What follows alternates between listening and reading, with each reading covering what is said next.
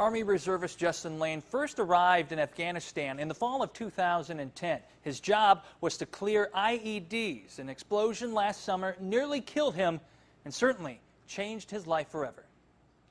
It might be hard to tell.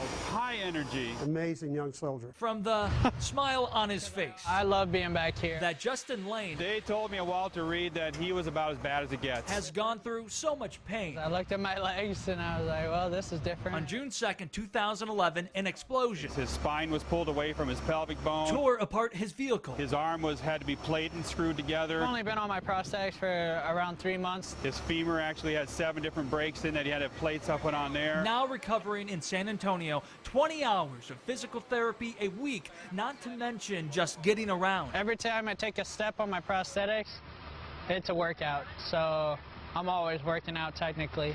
But today he got some help, a plane ride from Houston, courtesy of Veterans Airlift Command. We provide free transportation for our wounded soldiers and their families. Greeted not only by his father. Because Mr. Lane is a combat wounded Purple Heart veteran, and he needed other veterans here to welcome him home. War has a way of changing lives. The fact that so much about Justin Lane remains the same. Technically, I didn't really lose my legs. I just got different ones, so it's not going to hold me back. Welcome home. Changes us instead.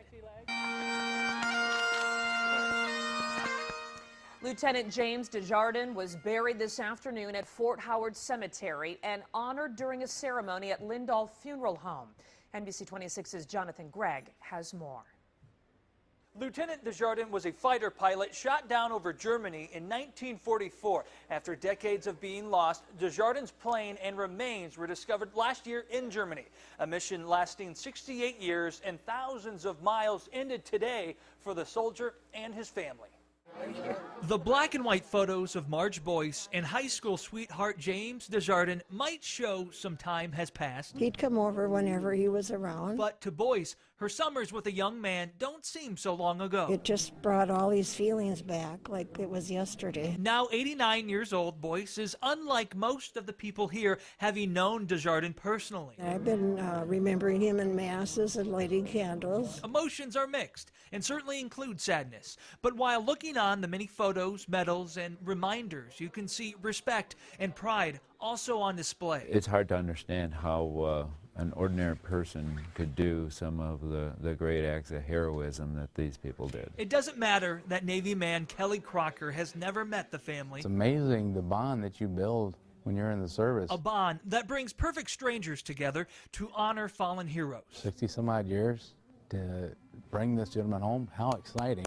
I hate to say that, but I'm so happy this man was found and he's going to be buried at home where he belongs. Like the ending of Desjardins' last letter home, his family, who questioned his fate for decades, can finally say, so long.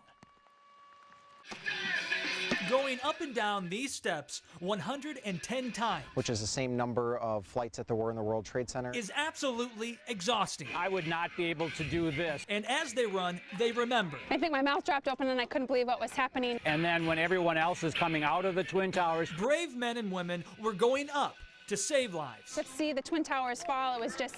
knowing so many had just perished. You can see some of the officers back there had their duty gear on. Now these men and women, they're warm. Anguish. Have no air inside the uniform. Carry about 35 extra pounds of equipment as we just walk around every day. Up and down these steps, looking at the faces we lost. Just more of the emotional pain to see the faces of the officers and the firefighters that died in 9/11. Knowing that the pain in their legs and lungs will never be as great as the pain in our hearts. 11 years have passed, and for some, perhaps the memory wanes. But that's why we set aside moments of silence, releasing balloons, or a memorial run, so we may never forget, because their memory deserves at least that.